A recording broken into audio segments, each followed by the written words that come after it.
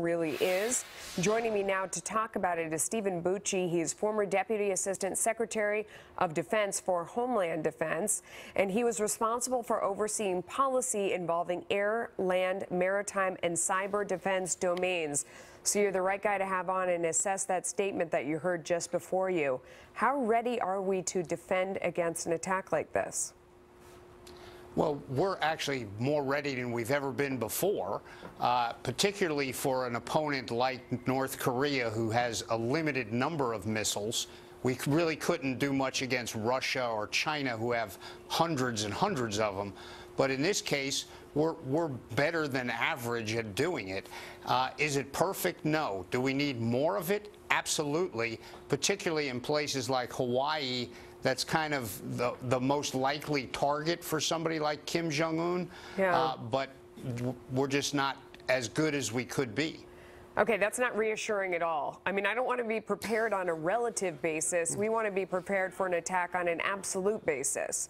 What needs to be done, and how much danger is there really? I mean, to say that we're better than average, that's not great. A lot of people will quote you numbers. Well, you know, that we only hit about 50% of the ones we test. It's actually more like 60 to 65.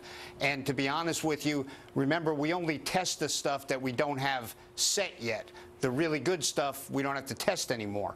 But in the case of Hawaii in particular, we need to deploy already existing technologies. The Aegis Ashore system, it's the same missile system that's on our warships with its associated radars. The THAAD system, the one that we have put into South Korea and into Eastern Europe, we test them there in Hawaii, but we don't have any deployed. So we really have the Americans who are closest to the threat and therefore the most likely target who don't have the capability to protect themselves.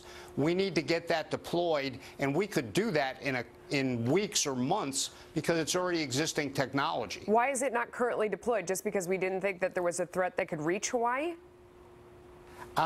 It was some of it is that some of it is they have a plan to deploy a much more advanced technology that's about 6 to 8 years away. There's always a balance with defense spending like that. But in this case, given the newest information on North Korea, it's really imperative that we deploy that existing technologies as soon as possible, if not today, to protect those American citizens. I've read different articles about, you know, people from Lockheed Martin being quoted as saying there's a scramble that's going on around the world right now of people trying to collect defense weapons.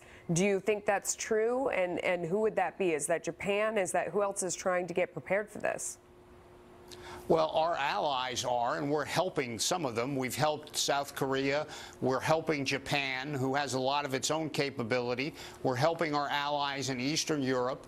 Remember, because it's North Korea, it's also Iran that we're worried about. There's a lot of concern about ballistic missile threats, and people are trying to find a way to defend their territory and their civilians. And so, yeah, there's not enough of it out there. We produce most of it, and we ought to be deploying it to protect our citizens.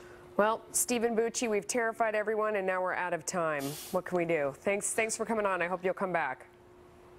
Thanks for having me. So could the tensions with North Korea actually be an opportunity for President Trump and the White House?